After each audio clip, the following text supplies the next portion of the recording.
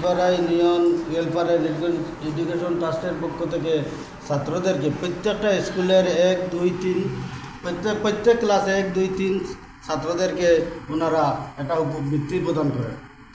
আজকে হাফিজগঞ্জদেরকে দেওয়া হচ্ছে, এটা শুনে আমি অত্যন্ত আনন্দিত হলাম যে ওনারা আরও একটু এগিয়ে গেছেন।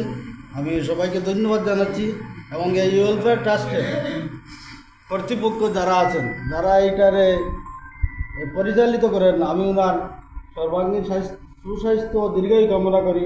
ভবিষ্যতে যাতে যারা আরও ব্যাপক আকারে এই বৃত্তিটা বৃদ্ধি করেন এবং আমাদের ছাত্র সমাজ আরও উৎসাহিত হবে। কারণ হাফিজ হওয়ার পরে যদি একটা পুরস্কার তারা পায়, তারা মনে মনে আরও আনন্দিত হবে এবং উৎসাহিত হবে লেখাপড়া আরও ভালো করার জন্য। এবং হাফিজগণকেও যাতে এই বৃত্তিটা সবসময় বহাল থাকে, চালু রাখেন, এই আশাবাদ ব্যক্ত করে আমি সবার সুস্বাস্থ্য ও দীর্ঘায়ু কামনা করে আমি আমার বক্তব্য শেষ করছি।